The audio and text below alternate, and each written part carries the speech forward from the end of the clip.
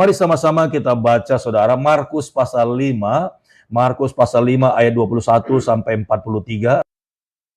Ya, judulnya di sini saudara, Yesus membangkitkan anak Yairus dan menyembuhkan seorang perempuan yang sakit pendarahan, saudaraku.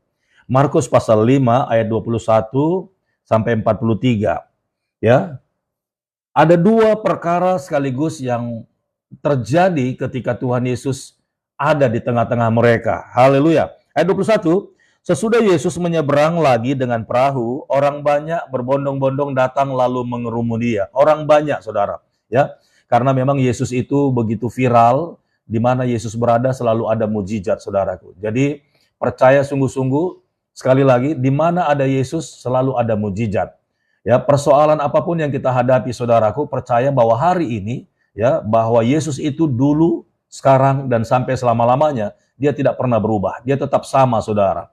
Kalau Yairus, kalau perempuan yang sakit pendarahan ini telah disembuhkan oleh Tuhan, kita percaya bahwa setiap orang-orang yang datang kepada Tuhan Yesus pasti akan disembuhkan. Haleluya. Ya, jadi jelas, saudara, ketika Yesus sedang ada di tempat ini, berbondong-bondong, ya, banyak orang berbondong-bondong datang lalu mengerumuni dia, sedang ia berada di tepi danau. Ayat 22, datanglah seorang kepala rumah ibadat yang bernama Yairus. Ketika ia melihat Yesus, tersungkurlah ia di depan kakinya. Saudara tahu kepala rumah ibadat, ya, ini sama dengan kalau sekarang ini gembala sidang, saudara. Ya, sama seperti kalau sekarang ini adalah seorang pendeta, haleluya, seorang pastor.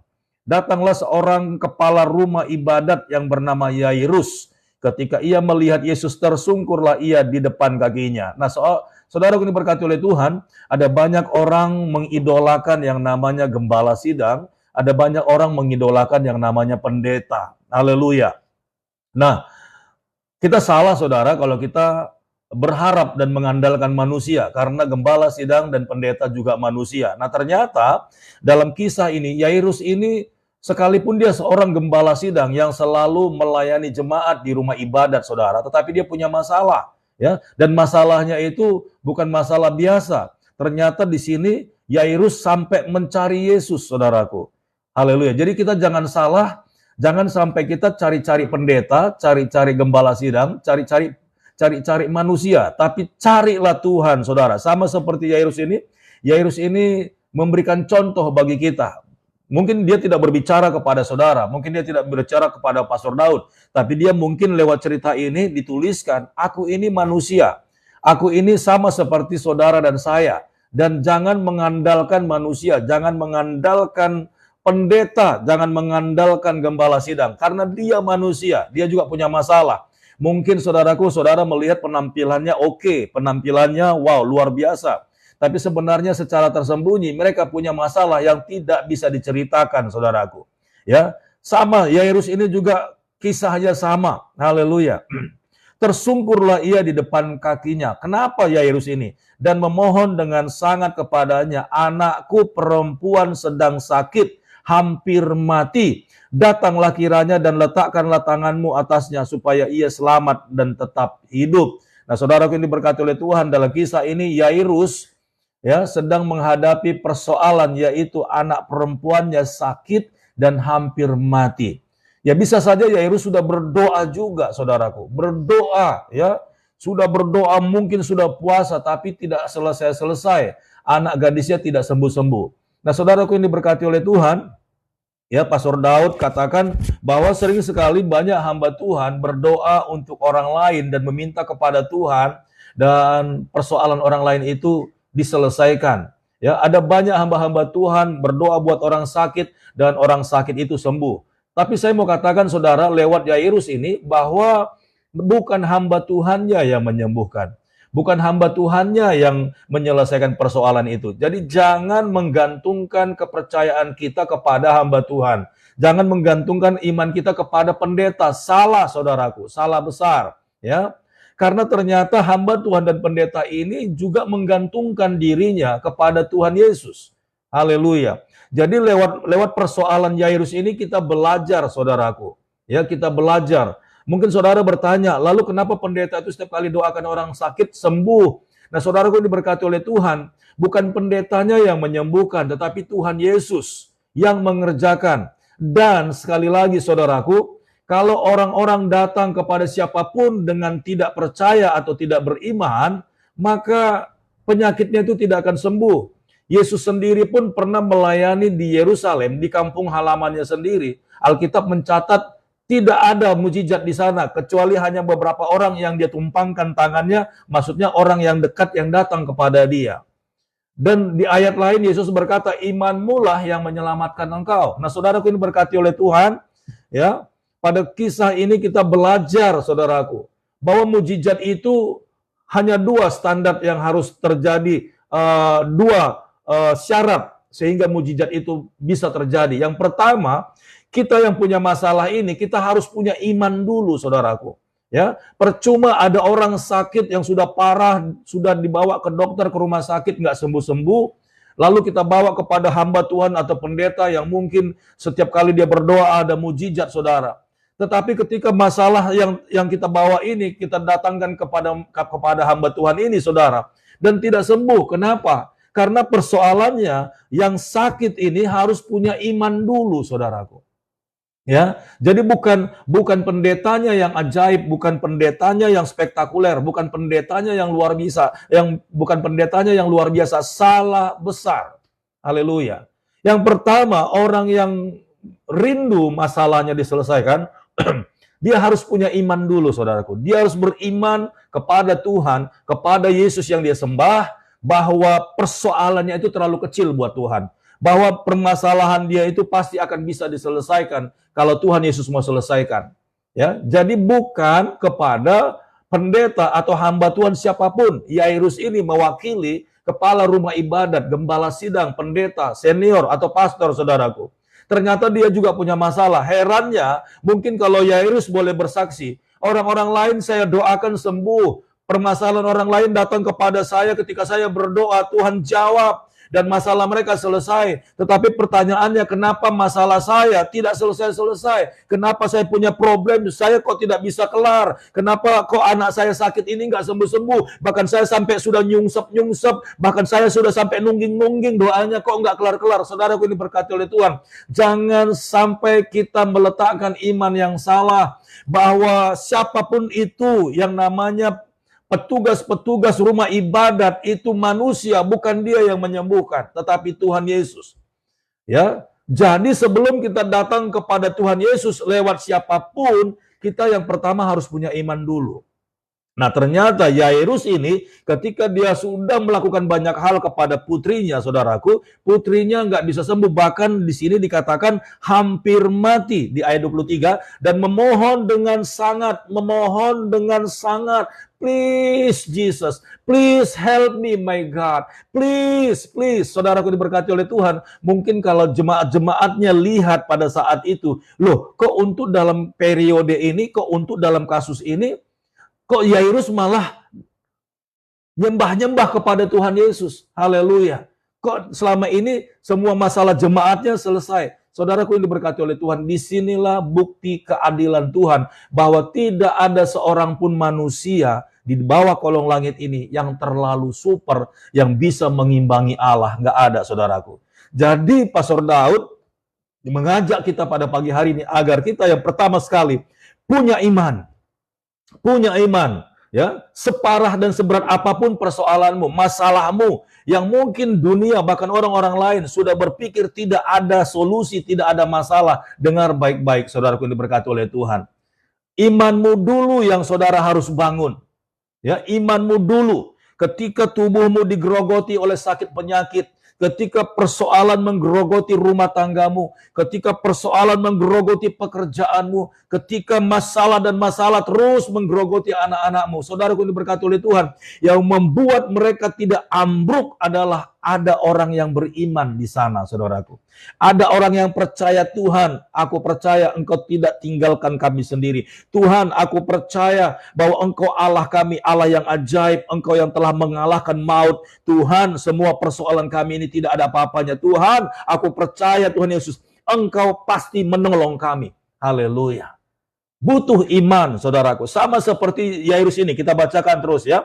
Dan memohon dengan sangat kepadanya, anakku perempuan sedang sakit, hampir mati. Datanglah kiranya dan letakkanlah tanganmu atasnya, supaya ia selamat dan tetap hidup. Ayat 24, lalu pergilah Yesus dengan orang itu, orang banyak berbondong-bondong mengikuti dia dan berdesak-desakan di dekatnya. Saudaraku yang diberkati oleh Tuhan, sebenarnya Yesus ini ya ketika mendengar kisah daripada Yairus, dia berbelas kasihan. Lalu dia dengan murid-muridnya berkata, ayolah kita datang ke tempatnya. Ayolah kita kunjungi Yairus ini. Kasihan, dia juga seorang tokoh rohani. Dia juga orang yang memberitakan Injil firman Allah. Saudara yang diberkati oleh Tuhan, Yesus melihat dan dia iba kepada Yairus karena Yairus ini adalah seorang yang mengasihi Tuhan. Nah, saudara yang diberkati oleh Tuhan, ya, apapun yang saudara hadapi pagi hari ini, pada hari ini, selama kita ini adalah orang-orang yang mengasihi Tuhan, saya percaya saudaraku, Tuhan tidak akan tinggalkan kita, saudara. Tuhan tidak akan pernah meninggalkan saudara dan saya. Dia langsung caring, dia langsung sharing, saudaraku. Haleluya, praise the Lord. Pagi hari ini pun ketika Pastor Daud 4 hari tepar, saudara. Haleluya, ya, 4 hari tepar dan Pastor Daud berdoa kepada Tuhan, Tuhan, saya masih banyak tugas dan ada banyak anak-anak-Mu Tuhan di seantero dunia ini yang setiap pagi jam 7.30 mereka merindukan pengajaran-Mu ya Tuhan. Setiap pagi jam 7.30 mereka telah menanti-nantikan hamba-Mu untuk muncul di Facebook. Tolong Tuhan, berikan aku kekuatan. Tolong Tuhan, pulihkan segala sakit penyakitku ini agar tubuhku sehat sembuh sempurna. Tuhan tolong saya, bangunkan saya Tuhan. Haleluya. Ketika saya berdoa kepada Tuhan dan Tuhan tahu bahwa Pastor Daud ini punya job, punya pelayanan setiap pagi dan Tuhan mengingat itu saudaraku. Haleluya. Jadi mulai sekarang tetaplah setia. Tetaplah saudara menjadi anak-anak Tuhan yang menjadi kerinduannya saudaraku. Haleluya. Lalu Yesus ini ketika Yairus ini menceritakan persoalannya tanpa diulur waktu, Yesus berencana dan segera bergerak datang ke rumahnya. Tetapi saudara lihat, ada satu kisah yang lebih hebat lagi dari kisah Yairus ini, saudara. Sekalipun Yesus sebenarnya sedang berurusan dengan Yairus. Ya, sekali lagi, sekalipun Yesus sebenarnya sedang berurusan dengan Yairus, tetapi di tengah-tengah kesempatan itu di mana Yesus akan melepaskan yang namanya mujizat dan kesembuhan kepada Yairus, ada seorang yang juga sedang mengalami sakit yang sudah 12 tahun lamanya. Dia menderita sakit, bahkan hartanya sudah habis. Dia berobat ke tabib, dia berobat ke dokter, dia sudah berobat ke rumah sakit yang terkenal. Namun penyakitnya tidak kunjung bisa disembuhkan. Siapakah dia? Coba kita lihat saudara ya. Ayat 24 saya baca ulang. Lalu pergilah Yesus dengan orang itu, orang banyak berbondong-bondong mengikuti dia dan berdesak-desakan di dekatnya. Ayat 25, adalah di situ seorang perempuan yang sudah 12 tahun lamanya menderita pendarahan. 12 tahun saudaraku, 12 tahun. Haleluya. Adalah di situ seorang perempuan yang sudah 12 tahun lamanya menderita pendarahan. Ia telah berulang-ulang diobati oleh berbagai tabib, sehingga telah dihabiskannya semua yang ada padanya, namun sama sekali tidak ada faedahnya, malah sebaliknya keadaannya semakin memburuk. Haleluya. Langkah yang dilakukan oleh perempuan ini yang sakit pendarahan ini, saudaraku, sudah tepat. Haleluya. Karena ya, yang pertama sekali kalau saudara sakit memang pergilah dulu ke dokter. Ya, pergilah dulu ke dokter. Kalau memang itu cuma sakit biasa, saudaraku, maka ya dokter pun bisa menanganinya, ya, agar kita tidak menyalahi. Jangan sampai nanti sesuatu terjadi terlambat, saudara, ya, akhirnya mengalami yang namanya kerugian besar. Nah, perempuan ini sudah mencoba ke berbagai macam dokter, tapi tidak sembuh. Nah, biasanya, saudaraku, haleluya, bukan berarti Pastor Daud mengajarkan bahwa perkara kecil nggak usah ke Tuhan. Tidak seperti itu, saudaraku. Kalau iman saudara percaya dalam sekecil apapun datang kepada Tuhan Yesus. Tapi kalau untuk sakit penyakit, kalau saudara memang harus perlu ke dokter, pergilah ke dokter.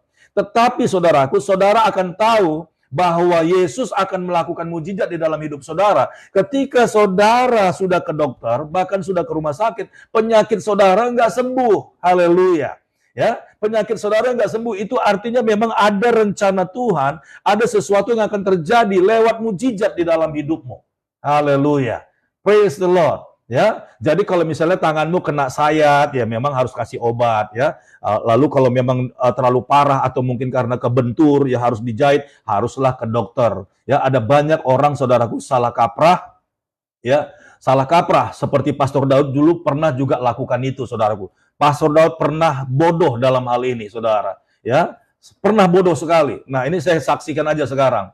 Dulu Pastor Daud pernah berjalan-jalan di samping apartemen yang baru dibangun. Pada saat itu Pastor Daud sedang melakukan kunjungan, visitasi melihat jemaat, saudara. Ya, karena rumahnya itu ada di belakang apartemen. Rumahnya ini bedeng-bedeng karena jemaat ini orang susah, saudaraku. Jadi harus lewat lingkungan daripada apartemen yang sedang dibangun itu. Nah, saudara tahu biasanya apartemen itu banyak bahan-bahan bangunan yang berantakan di samping kiri kanannya. Ada yang kayu jatuh dari atas, ya, mungkin baru pasang penyangga kemudian dibuang ke bawah. Jadi sebenarnya nggak boleh melewati atau masuk ke areal bangunan besar atau bangunan tinggi yang sebenarnya belum selesai karena berbahaya, bisa-bisa ada batu jatuh dari atas gitu, ya. Nah, tapi karena sudah malam, saya ambil jalan pintas dan memang rumah jemaat itu memang harus lewat jalan itu, nggak ada jalan lain. Karena memang tadinya tanah itu tanah kosong dan mereka tinggal, ya, ada bedeng-bedeng di sana. Lalu saya dengan tim saya datang ke sana untuk melihat mereka. Nah, saudaraku ini berkati oleh Tuhan karena memang sudah sore, ya, setelah mereka pulang kerja, sore kami kunjungi. Nah, saya tanpa saya sadari, saudara, itu ada kayu tidak terlihat pada malam itu dan ada paku sepanjang ini, saudaraku, ya, tajam. Namanya juga untuk membangun bangunan besar, pastilah pakunya itu besar-besar. Lalu karena badan saya cukup besar, saya injak itu paku, saudaraku, itu sendal saya, itu kalau saya sebut merek, saudara, itu sendal Carvel itu tembus dari bawah sampai ke atas, bahkan kaki saya pun ketancap juga, saudara. Waduh, itu saya teriak dan saya waktu itu ke situ bersama dengan istri saya, dan istri saya bilang, "Papa kenapa?" "Aduh, ini saya kena paku nih kayaknya kaki saya." Langsung saya angkat kaki saya, saudara. Itu baloknya juga keangkat dengan kaki saya itu. Jadi kaki saya sama sendal saya sama balok itu keangkat. Lalu saya sentak, saudara. Saya sentak tas sampai lepas begitu. Lalu saya berjalan perlahan-lahan ke tempat yang terang. Saudaraku, ketika saya ada di tempat yang terang, saya cari batu. Saya cari batu, lalu saya ketok-ketok telapak kakinya. Itu biasanya kalau saya masih kecil dulu, ya, cara-cara tradisional, ya, itu saya lakukan, saudara. Saya ketuk kaki saya sampai keluar darah, kata orang. Lalu saya udah ketuk-ketuk begitu, tapi nggak keluar darah, saudaraku. Saya pikir, udah ini sudah selesai, ya. Saya ketuk-ketuk. Lalu saya sempat melayani keluarga itu, kami berdoa, lalu kami pulang. Nah, ketika saya pulang, saudara, mertua saya lihat. Dia bilang, "Loh, kamu kenapa, Daud? Kok kamu jalannya pincang?" "Oh iya, Mam, ini tadi kaki saya kena paku." "Aduh, nggak boleh loh, nanti kamu tetanus loh, cepat ke dokter." Saya bilang, "Enggak, Mam, sudah saya ketuk-ketuk tadi, sudah keluar darahnya, pasti nggak akan apa-apa." Lalu mertua saya bilang, "Ih, nanti berbahaya loh, udah kamu pergi aja ke dokter." "Enggak, Mam, ini udah malam." Lalu keesokan paginya saya datang lagi ke tempat mertua saya, lalu dia bilang, "Bagaimana kakimu, Daud?" "Iya, Mam, nggak apa-apa. Saya sudah berdoa, saya sudah olesin dengan minyak urapan. Saya tengking segala roh, sakit penyakit, bahkan tetanus, semuanya saya tolak dalam nama Yesus." Lalu mama saya bilang, "Enggak, udah kamu ke dokter aja. Kamu jangan mengeraskan hati, cepat kamu ke dokter." "Enggak, Mam, saya pasti sudah sembuh." Saya jawab seperti itu. Sampai mertua saya, karena istri saya orang Chinese, mertua saya ya agak sedikit shock melihat saya, ya, karena saya orang Batak. Dia bilang, "Ah, kamu ini memang mantu keras kepala. Nanti kamu ada apa-apa, mami yang repot, katanya begitu. Enggak, Mam, percaya, tenang aja. Lalu hari itu lewat begitu saja, saudaraku. Dan malam harinya, saya sudah mulai agak rasa-rasa ada badan saya tuh kayak seriwing-seriwing gitu kan. Tapi saya olesin pakai minyak urapan dalam nama Tuhan Yesus. Saya angkat kaki saya, aku tolak segala roh sakit penyakit tetanus. Aku sembuh dalam nama Yesus. Aku sembuh dalam nama Yesus. Aku sembuh dalam nama Yesus. Saya tengking segala sakit penyakit, saudaraku. Tapi saya tidak tahu bahwa paku yang nancap di kaki saya tadi itu sebenarnya paku yang ujungnya itu sudah berkarat, saudaraku. Bahkan karatnya itu sudah nancap ke telapak kaki, kan telapak kaki itu kulitnya keras. Jadi ketika paku nancap ke dalam, ketika dilepaskan itu maka karatnya itu ada di dalam telapak kaki, saudara. Karena telapak kaki itu bukan kayak kulit di permukaan tangan atau di pipi ya, atau di paha begitu yang bisa di otek. Tapi ini enggak, telapak kaki itu tebal, saudara. Begitu dia nancap, dilepas, itu dia meninggalkan serpihan di dalamnya. Di hari yang ketiga, saudaraku, haleluya, badan saya sudah mulai agak hangat-hangat dan kaki saya sudah bengkak. Saya ketemu lagi dengan mertua saya. Dia bilang, bagaimana Daud kakimu? Mam, sudah agak sedikit bengkak. Astaga, dia bilang, udah cepat, nggak boleh lama-lama, kamu harus ke dokter. Tendang, Mam, nggak apa-apa. Saya udah percaya, saya beriman, saya pasti sembuh. Haleluya. Itu sampai mertua saya geleng-geleng kepala. Lalu dia suruh istri saya, karena istri saya itu putrinya, dia bilang, udah cepat kamu ajak itu suamimu ke dokter. Jangan lama-lama lagi, nanti berbahaya buat dia. Dia bilang beriman, tapi aku lihat dia itu udah berbahaya. Lalu saudaraku ini berkati oleh Tuhan, saya berdoa kepada Tuhan. Tuhan, apakah saya perlu ke dokter? Saya percaya kepadamu, Tuhan. Saya percaya dengan ajaib dan mujizat-Mu. Tuhan, jangan permalukan saya. Haleluya. Saudaraku ini berkati oleh Tuhan. Ketika jam 3 sore, pagi saya ketemu sama mertua saya, jam 3 sore, saya berdoa setengah harian itu. Saya bersekutu sama Tuhan, Tuhan tolong saya. Tuhan, sebelum nanti jam 5 kaki saya ini sudah kempes. Hari inilah hari terakhir kaki saya ini bengkak. Makin bengkak, saudaraku. Saya lihat punggungnya itu sudah mulai agak lembek dipencet begini. Wah, saya bilang, Tuhan, ini bagaimana? Perlukah saya ke dokter? Lalu Roh Kudus berbicara di hati saya, jelas sekali, pergilah ke dokter. Aku menunggumu di sana. Saudaraku yang diberkati oleh Tuhan, ketika saya mendapatkan kedamaian di hati saya dan suara itu jelas sekali, saya langsung bilang, Mam, saya bilang sama mertua saya, Mam, saya mau ke dokter, Mam. Ya udah, aku pergi ke dokter. Haleluya. Lalu saya sampai ke dokter, saudaraku, saya langsung disuruh baring di tempat tidurnya dia. Lalu saya disuruh tengkurap, saudaraku, agar telapak kaki saya mengangkat ke atas. Lalu dia bilang, ini sudah berapa lama, Pak? Katanya begitu, kata dokter itu. Sudah hampir 4 hari. Astaga, ini udah nggak boleh, Pak. Ini kalau nggak lama lagi sempat tetanusnya naik ke jantung, maka Bapak pasti akan tewas dan meninggal dunia. Saya langsung kaget, saudaraku. Masa iya, Dok? Iya. Padahal dari kecil sekolah, saudara, pelajaran-pelajaran seperti ini sudah saya pelajari. Tetanus itu berbahaya dan bisa menyebabkan kematian. Karena yang namanya tetanus infeksi, saudara. Ya, ada kuman-kuman dari paku itu yang kemudian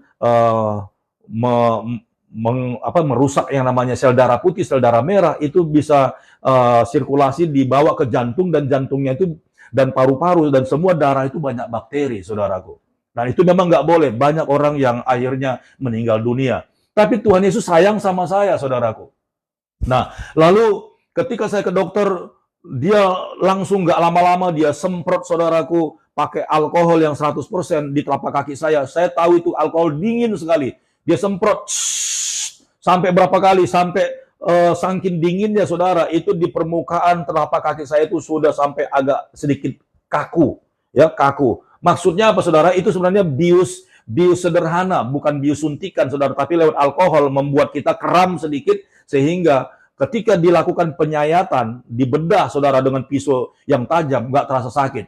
Nah, ketika dia semprot pakai alkohol itu, saudaraku, saya tahu dia sedang mengambil peralatan bedah yang tajam, karena bunyinya itu garing sekali, cering, cering, cering, cering. Saudara tahu ketika dia mulai sayat, saudara, saya teriak, itu, saya teriak sakit gitu ya. Tapi karena memang sudah dikasih sama sudah disemprot dengan alkohol, saya sakitnya tuh tidak begitu terasa, cuman hanya dibaretin aja, padahal dagingnya itu sudah dibelah, saudaraku. Berapa kali dia sayat-sayat, dia semprot lagi pakai alkohol di situ yang saya nggak tahan. Begitu sudah terbelah, saudara, itu telapak kaki saya, tempat paku tadi nancap karena sudah tertutup. Begitu dia sayat, disemprot lagi dengan alkohol karena untuk membuang semua bakteri yang ada di sekitar situ. Di situ saya bisa teriak sakit sekali. Dok, sakit. Tahan ya Pak, sampai pergelangan kaki saya itu digenggam, saudara, agar saya tidak bergerak. Nah, berkali-kali dia korek, sudah disemprot pakai alkohol, saudara, dikorek-korek lagi samping-sampingnya, dikorek-korek, saudara bisa lihat. Mungkin saya nggak tahu apakah darah keluar atau tidak, tapi yang pasti, saudara perhatikan, dokter itu tidak mau ada sepotong kecil pun serpihan yang masih menempel di dalam telapak kaki kita, agar kita sembuh, agar infeksi itu tidak terjadi. Lalu dia semprot lagi dengan alkohol, dia pastikan sampai kuman-kumannya semuanya mati, saudaraku. Lalu dia kasih obat lagi, cairan, lalu dia balut kaki saya, dan saya disuruh bangun, kemudian dikasih obat lagi. Lalu dokter itu bilang, Pak, lain kali kalau terjadi begini, segera ke dokter. Nggak boleh, karena urusan yang seperti ini nggak boleh lama-lamain. Berbahaya, Bapak masih bersyukur bisa masih sehat. Kalau tidak, kalau sudah sampai ke jantung, itu harus mungkin cuci darah, saudaraku. Ya, nah, biar menyelamatkan seseorang. Nah, ketika saya sudah pulang, saya tanya sama Tuhan, Tuhan, kenapa saya harus ke dokter? Kenapa Tuhan nggak bisa sembuhkan saya? Tuhan bilang, harus ada yang dikeluarkan, harus ada yang dibersihkan, baru yang namanya kesembuhan itu terjadi. Saya baru dapat hikmat, saudaraku. Berapa banyak kali kita datang kepada Tuhan, ya, minta persoalan masalah kita, infeksi tetanusnya kita, infeksi tetanus rohaninya kita ini, ya, persoalan hidup kita ini, kita minta Tuhan agar selesaikan, tapi kita tidak mau dibersihkan sama Tuhan. Kita tidak mau dikorek masalah kita itu, saudaraku. Haleluya. Kadang-kadang kita mencoba menutupi seperti saya tadi, dalam nama Yesus sembuh. Padahal Tuhan bilang enggak. Yang membuat tetanus itu harus dikeluarkan. Kekotoran-kekotoran itu, serpian-serpian itu harus dibuang. Kalau tidak akan ada yang namanya kesembuhan. Haleluya. Saudaraku yang diberkati oleh Tuhan, Tuhan Yesus itu bukanlah seperti jin, seperti yang orang suka digosok-gosok itu, saudara. Jadi apa saja yang kita minta karena dia sudah kita keluarkan dari lubang teko itu, lalu dia kasih karena dia menjadi budaknya kita, karena dia menjadi hambanya kita. Lalu apa yang kita minta dia harus jawab. Bukan, saudaraku. Haleluya. Bukan seperti itu. Jadi kalau kita mau datang kepada Tuhan dan kita rindu persoalan kita, masalah kita apapun, dengar baik-baik, coba cari tahu penyebabnya ini di mana. Haleluya. Seperti saya tadi, badan saya demam. Kalau saya tidak cerita sama dokter kaki saya kena paku, mungkin pasti dia kasih cuman obat paracetamol lah dan inilah itulah. Lalu dia coba lagi obat untuk kompres-kompres di kepala, di jidat, nggak sembuh-sembuh. Ternyata ada infeksi, ada kuman dari telapak kaki, saudaraku. Nah, saudaraku diberkati oleh Tuhan. Ya, kalau masalahmu mau diselesaikan sama Tuhan, kalau persoalanmu mau diselesaikan sama Tuhan, datang sama Dia, akui semuanya. Tuhan, bersihkan aku. Sama seperti Daud ketika dia tahu dia jatuh dalam dosa, saudaraku. Tuhan, bersihkan hamba-Mu, ya, tahirkan aku dengan hisop. Ada persyaratan itu, saudara. Kita disuruh bersihkan.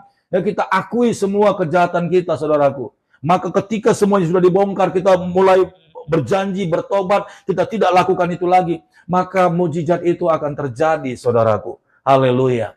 Jadi itu yang saya katakan tadi, ketika kita ke dokter lebih dulu, haleluya, terkadang itu Tuhan izinkan agar kita tahu.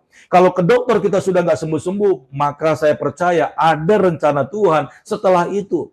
Tetapi kalau memang, saudaraku, harus ada yang dibersihkan, harus ada yang diselesaikan oleh dokter atau medis, maka biarkan itu terjadi, saudaraku. Haleluya. Ya. Jadi saya bukan menomorduakan Tuhan Yesus, tidak. Haleluya, haleluya. Kita lihat kisahnya ayat 25. Adalah di situ seorang perempuan yang sudah 12 tahun lamanya menderita pendarahan. Ia telah berulang-ulang diobati oleh berbagai tabib, sehingga telah dihabiskannya semua yang ada padanya, namun sama sekali tidak ada faedahnya, malah sebaliknya keadaannya makin memburuk. Nah, perempuan ini sudah tepat langkahnya, dia sudah ke tabib, ke dokter, dan nggak sembuh-sembuh. Berarti ada satu cara lagi, lewat persoalan dia ini, ya, dia bertemu dengan Tuhan, dia harus berjumpa dengan Yesus. Cuman Yesus yang bisa sembuhkan dia. Haleluya, praise the Lord. Ayat 27, dia sudah mendengar berita-berita tentang Yesus, maka di tengah-tengah orang banyak itu, ia mendekati Yesus dari belakang dan menjamah jubahnya, sebab katanya, asalku jamah saja jubahnya, aku akan sembuh. Saudaraku yang diberkati oleh Tuhan, perempuan ini mendengar bahwa Yesus itu lewat di kampungnya. Saudaraku, ketika dia mengetahui bahwa Yesus itu adalah seorang pribadi yang penuh dengan kuasa dan selalu melakukan mukjizat, maka tidak ada alasan lain. Imannya dia bangkitkan, saudara. Aku tidak punya alasan lain. Aku harus berjumpa dengan dia. Saudaraku, perhatikan baik-baik. Tadi sebenarnya Yesus sedang berjalan ke rumah Yairus bersama dengan murid-muridnya. Tetapi sekalipun Yesus sedang berurusan secara khusus dengan yang namanya Yairus, tapi perempuan yang sakit pendarahan 12 tahun ini mengambil kesempatan itu, saudaraku. Haleluya. Jadi saya mau katakan begini, haleluya. Yesus itu dalam satu langkah, dia bisa mengerjakan banyak hal. Persoalannya cuma satu, persyaratan cuma satu, yaitu iman, saudara. Haleluya. Sebenarnya Yesus datang ke rumah Yairus itu sedang membawa berkat mujizat. Tetapi di tengah jalan, saudaraku, perempuan yang sakit pendarahan ini datang menghampiri dia. Bahkan Yesus pun tidak tahu dalam secara kasat mata, saudara. Tapi dalam kemuliaan Tuhan tidak bisa disembunyikan. Haleluya. Ya, saya baca ulang. Dia sudah mendengar berita-berita tentang Yesus, maka di tengah orang banyak itu ia mendekati Yesus dari belakang dan menjamah jubahnya. Sebab katanya, asalku jamah saja jubahnya, aku akan sembuh. Saudaraku yang diberkati oleh Tuhan, jubah itu kemuliaan Tuhan.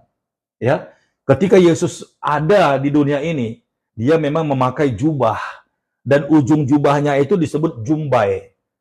Itu yang dikatakan perempuan ini, asalku jamah saja ujung jumbai Yesus, aku akan sembuh. Nah, sebenarnya, saudaraku diberkati oleh Tuhan, jubahnya Yesus itu adalah kemuliaan Tuhan. Mungkin saudara berpikir, kalau zaman dulu perempuan ini masih sempat menjamah ujung jumbai Yesus, tapi sekarang, di mana saya bisa menjamah ujung jumbai Yesus? Saya mau bilang, di mana-mana, saudaraku. Di mana-mana, sebab jubah Yesus itu sampai ke dasar bumi ini, saudaraku. Coba kita lihat, yuk, ada ayatnya. Haleluya, ada ayatnya. Kita buka, ya, Yesaya pasal 6. Yesaya pasal 6 ayat 1 sampai 4, ya. Yesaya pasal 6 ayat 1 sampai 4, demikian firman Tuhan. Dalam tahun matinya Raja Uzia, aku melihat Tuhan duduk di atas tahta yang tinggi dan menjulang. Ya, itu berbicara tentang kerajaan surga di atas, ya. Sekali lagi, dalam tahun matinya Raja Uzia, aku melihat Tuhan duduk di atas tahta yang tinggi, ya, di atas tahta yang tinggi di kerajaan surga, di atas tahta yang tinggi dan menjulang, dan ujung jubahnya memenuhi bait suci. Ujung jubahnya memenuhi bait suci. Saudaraku yang diberkati oleh Tuhan, bait suci itu siapa? Cuman dua, satu gereja, dua orang-orang yang percaya. Sebab hati kita, tubuh kita ini adalah bait Allah. Ya, barang siapa yang merusak bait Allah, dia akan mendapatkan hukuman dan ganjaran dari Tuhan. Dan di bait Allah inilah, bait kudusnya Tuhan ini, tubuh saudara dan saya juga di cover sama hadirat Tuhan. Haleluya. Sekali lagi saya baca ayat ini. Dalam tahun matinya Raja Uzia, aku melihat Tuhan duduk di atas tahta yang maha tinggi dan menjulang, dan ujung jubahnya memenuhi bait suci. Haleluya. Kalau zaman dulu bait suci itu gereja, tabut perjanjian Allah. Kalau zaman sekarang ini Tuhan membuat dan menjadikan kita ini adalah bait sucinya kita, saudaraku. Jadi dimanapun saudara berada, hadirat Tuhan itu menutupi saudara. Masalahnya banyak orang yang nggak percaya. Kalau ini berbicara gereja, jangan lagi ada orang yang berkata, gereja itu nggak ada urapannya. Gereja ini nggak ngangkat pujiannya. Gereja yang di sana saya nggak bisa menikmati yang namanya ibadahnya. Serasanya nggak ada hadirat Tuhan. Saya mau katakan, saudaraku, bahwa ujung jubah Yesus itu dari surga sampai ke bumi ini menutupi bait sucinya Tuhan, menutupi gereja Tuhan, menutupi jemaat Tuhan, menutupi yang namanya anak-anaknya, saudara. Jadi nggak ada alasan saya nggak ngerasain hadirat Tuhan. Itu tergantung saudara. Saudara mau di dalam lubang kuburan pun, katanya seperti firman Tuhan berkata, kemana saya akan lari menyembunyikan diri dari hadapan Tuhan. Sampai ke liang kubur pun Tuhan ada di sana. Tuhan ada di sana. Sekarang tinggal tergantung hatimu bagaimana cara saudara bergaul dengan Tuhan. Sehingga saudara bisa menikmati hadirat Tuhan. Haleluya. Jadi sebenarnya hadirat Tuhan itu di semua gereja ada. Jangan sampai saudara bilang, gereja itu gereja kuno, gereja itu gereja tradisi. Hadirat Tuhan ada, tergantung orang-orangnya di sana. Kalau orang-orangnya tidak mengenal Tuhan, kalau orang-orangnya tidak punya hubungan baik dengan Tuhan, kalau orang-orang di sana masih penuh dengan dosa, tetap saja memang hadirat Tuhan itu tidak akan dialami sama mereka. Tetapi pada dasarnya di hadapan Tuhan, jubahnya itu telah menutupi bait sucinya Tuhan. Haleluya. Jadi dimanapun kalau ada orang-orangnya Tuhan di situ, sekali lagi, dimanapun kalau ada orang-orangnya Tuhan di situ, maka dia akan bisa menarik hadirat Tuhan di situ. Haleluya. Jadi buat saudara-saudaraku yang ikut live pagi hari ini, kalau saudara adalah anak-anak Tuhan, saudara bisa menarik hadirat Tuhan. Mau di gereja tradisional, saudara gereja, ketika saudara berdoa, Tuhan, datanglah, penuhilah Tuhan. Aku rindu melihat gereja ini dilawat sama Tuhan. Aku rindu Tuhan, jemaatmu di sini dijamah sama Tuhan. Haleluya. Tuhan cari orang-orangnya Tuhan yang bisa menghadirkan Tuhan di sana. Seperti firman Tuhan berkata, di mana aku berada, di situ hambaku berada. Di mana hambaku berada, di situ pun aku berada. Haleluya. Praise the Lord. Jadi Tuhan tidak mengingkari yang namanya kealahannya. Itu sudah permanen bahwa Tuhan Yesus duduk di atas tahta yang maha tinggi dan ujung jubahnya itu menutupi bait suci. Itu saudara dan saya. Jadi jangan tanya ujung jubah Yesus di mana. Saudaraku diberkati oleh Tuhan. Ketika saudara ada di jalan raya pun, ketika saudara ada di terminal pun, ketika saudara ada di dalam bus pun, ketika saudara ada di atas Gojek sekaligus, saudaraku, hadirat Tuhan tetap mengcover hidupmu. Ketika saudara berdoa, Tuhan, aku percaya keajaiban-Mu menyertaiku. Aku percaya Tuhan di atas pesawat ini, kemuliaan Tuhan bekerja. Aku percaya Tuhan di dalam kamar ini. Aku percaya Tuhan di rumah sakit ini, Engkau ada. Haleluya. Praise the Lord. Jadi satu orang yang percaya saja, ya, firman Tuhan berkata, satu orang yang percaya saja, maka seisi rumahnya akan diselamatkan oleh Tuhan. Praise the Lord. Haleluya. Ya. Kita lihat saudara, kita lanjutkan lagi. Ayat 28 tadi saya akan baca ulang. Sebab katanya, asal kujamah saja jubahnya, aku akan sembuh. Seketika itu juga berhentilah pendarahannya dan ia merasa bahwa badannya sudah sembuh dari penyakitnya.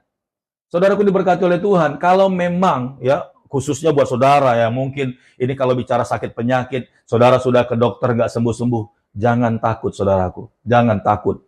Selama imanmu engkau bangkitkan saudara, selama imanmu kau bangun dan kau bawa kepada Tuhan, katakan di hadirat Tuhan, Tuhan aku percaya. Saudaraku, ketika imanmu saudara aktifkan, maka itu akan menyantol dalam hadirat Tuhan.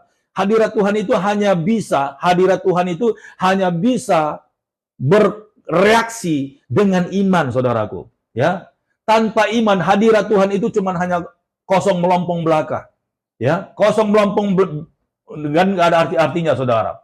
Tapi ketika iman muncul, ketika iman itu bergerak, saudara, dari dalam hatimu, maka dia dapat berhubungan dengan hadirat Tuhan. Haleluya. Jadi dimanapun saudara, hadirat Tuhan itu bekerja. Haleluya. Jadi perempuan ini ketika dia tahu Yesus datang dan melewati daerahnya, mungkin di depan rumahnya, saudaraku, boleh saudara rasakan bagaimana perempuan yang sakit pendarahan 12 tahun, saudaraku, itu darahnya keluar terus. Haleluya. Mungkin kalau sudah transfusi darah, mungkin udah berkantong-kantong, sampai uangnya habis, dia udah nggak punya lagi yang namanya uang untuk beli darah, saudaraku. Akhirnya dia pasrah di rumahnya. Tuhan, aku tidak tahu lagi mau seperti apa. Tolong saya Tuhan. Ketika dia tahu Yesus lewat, ini kesempatan sekali seumur hidup. Ketika Yesus lewat, saudaraku, dia langsung dalam hatinya dia berpikir, aku harus sembuh. Aku harus ketemu dengan Yesus. Aku tidak menyia-nyiakan kesempatan ini. Aku harus sembuh. Haleluya. Dan asalku jamah saja ujung jumbainya. Saudara lihat, dia tidak berpikir begini, aku akan nanti ketemu sama Yesus berteriak, Yesus, tolong saya. Enggak, saudaraku. Justru yang paling sederhana dia lakukan, asalku jamah saja ujung jubah Yesus. Itu artinya apa? Ketika Yesus berjalan mendahuluinya, ini perempuan ini kondisi sempoyongan, saudaraku, kepalanya sedikit pusing karena kurang darah, berjalan. Saya tidak tahu, Alkitab tidak menulis apakah dia dituntun oleh seorang anak kecil ataupun keluarganya, nggak ada ditulis. Tapi yang pasti saya bisa membayangkan dia berjalan sekuat tenaga, saudaraku. Dia berjalan semampunya dia kejar Yesus, sementara Yesus dilingkari, dipagari oleh murid-murid Yesus dan orang-orang banyak. Saudara bisa bayangkan bagaimana situasi orang yang lagi kelimpungan mengejar Yesus yang sedang berjalan cepat, bahkan disenggol orang, dia mungkin terpental jatuh beberapa kali. Sayang Alkitab tidak menulisnya, tapi Pastor Daud bisa membayangkannya bagaimana perjuangannya begitu besar untuk mengejar Yesus, saudaraku, dari belakang bukan dari depan.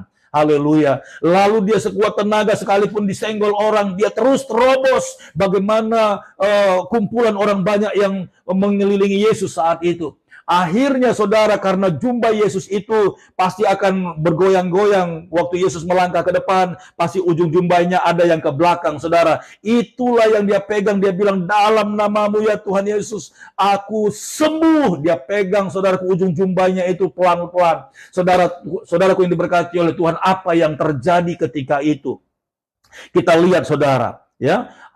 Seketika itu juga berhentilah pendarahannya dan ia merasa bahwa badannya sudah sembuh dari penyakitnya. Pada ketika itu juga Yesus mengetahui bahwa ada tenaga yang keluar dari dirinya. Lalu ia berpaling di tengah orang banyak dan bertanya, siapakah yang menjamah jubahku? Saudaraku yang diberkati oleh Tuhan, sekali lagi, hanya iman yang bisa menarik hadirat Tuhan. Hanya iman, kepercayaanmu yang bisa menarik kesembuhan. Hanya iman yang tumbuh dari dalam hatimu yang sungguh-sungguh yang membutuhkan pertolongan Tuhan akan sanggup menarik mujizat itu, saudaraku. Terbukti ketika perempuan itu cuma hanya menyentuh ujung jubah Yesus yang terbang mengarah ke belakang ketika Yesus melangkah maju.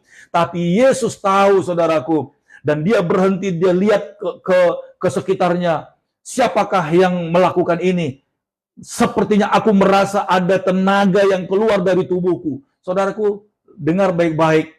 Perempuan itu dari belakang, saudaraku, dan banyak orang mengikuti dia dari belakang, bukan dari depan. Kalau dari depan, pasti Yesus tidak bisa berjalan. Dari belakang, dan banyak orang sedang bersenggolan dengan Yesus, tapi hadirat Tuhan tidak keluar dari tubuh Yesus, tapi kuasa Tuhan tidak keluar mencelat ke banyak orang, saudaraku.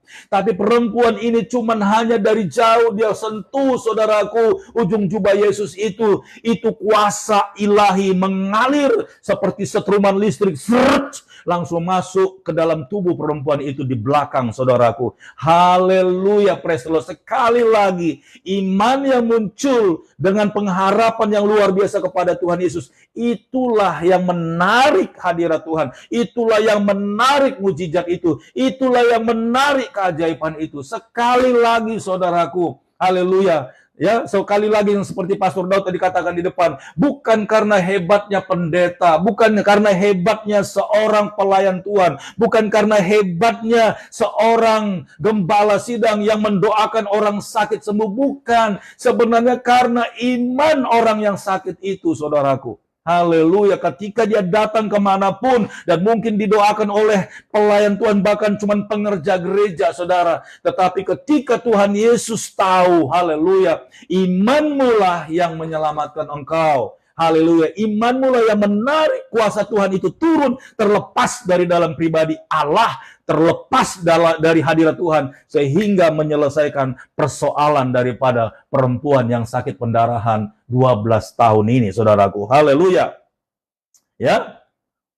Pada ketika itu juga Yesus mengetahui bahwa ada tenaga yang keluar dari dirinya, lalu ia berpaling di tengah orang banyak dan bertanya, siapakah yang menjamah jubahku? Murid-muridnya menjawab, engkau melihat bagaimana orang-orang ini berdesak-desakan dekatmu, dan engkau bertanya, siapa yang menjamah aku? Murid-muridnya pun gak mengerti dimensi roh. Ini yang namanya dimensi roh, saudaraku. Allah itu roh. Barang siapa yang menyembah dia, harus menyembahnya dalam roh dan kebenaran. Ketika saudara mulai aktifkan roh saudara dan saudara bersekutu dalam kemuliaan Tuhan, itu akan terjadi aliran-aliran kesembuhan, saudaraku. Praise the Lord. Yang membuka aliran-aliran kesembuhan itu adalah iman saudara. Haleluya. Praise the Lord. Murid-muridnya nggak tahu, saudara. Guru, betapa banyaknya orang-orang yang ada di sekitarmu bersinggungan, berdesak-desakan dengan engkau. Bagaimana engkau tahu? Tuhan tahu. Haleluya. Tuhan tahu. Karena sekali lagi, hadirat Tuhan itu akan langsung mengalir ketika ada iman yang membutuhkannya, saudaraku.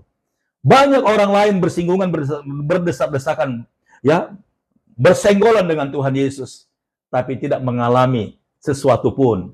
Itu berbicara orang-orang yang tidak mengerti menikmati hadirat Tuhan. Tapi orang yang mengerti menikmati hadirat Tuhan, sekejap saja itu hadirat Tuhan langsung mengalir, saudaraku. Saudara dan saya, pada pagi hari ini, kita harus tahu menikmati hadirat Tuhan itu. Haleluya.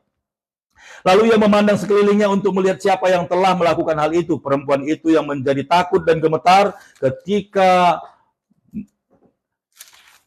mengetahui apa yang telah terjadi atas dirinya, tampil dan tersungkur di depan Yesus dengan tulus memberitahukan segala sesuatu kepadanya. Maka katanya kepada perempuan itu, hai anakku, imanmu telah menyelamatkan engkau. Pergilah dengan selamat dan sembuhlah dari penyakitmu. Haleluya. Padahal Yesus belum ketemu dengan anak Yairus, tapi perempuan ini sudah mengambil kesempatan lebih dulu untuk mendapatkan berkat kesembuhan. Saudaraku diberkati oleh Tuhan pagi hari ini. Ya, Pastor Daud juga seorang pelayan Tuhan, juga seorang hamba Tuhan. Pastor Daud juga punya masalah. Dengar baik-baik. Ya, ada banyak hamba-hamba Tuhan lain juga seperti itu. Tetap punya masalah. Cuman satu solusinya, kita butuh iman. Ketika kita punya masalah, saudaraku, Tuhan Yesus yang dalam kemuliaannya, dalam hadiratnya, telah memfasilitasi semua kebutuhan saudara dan saya. Tinggal berdoa, naikkan imanmu saudara, ya, bangun imanmu di atas dasar yang paling teguh, percaya dalam nama Yesus, berseru kepada nama Tuhan, maka tanpa basa-basi lagi, itu hadirat Tuhan itu berubah menjadi keajaiban dalam tubuhmu. Tentang sakit penyakitmu kah? Keuanganmu kah? Masalah rumah tanggamu kah? Kuasa kegelapan kah yang ada di dalam hidupmu, dalam keluargamu? Haleluya. Dalam hadirat Tuhan, semuanya itu akan disingkapkan. Puji Tuhan, saudaraku. Sampai di sini renungan pagi. Kiranya saudara-saudara semuanya diberkati oleh Tuhan Yesus. Amin. Praise God.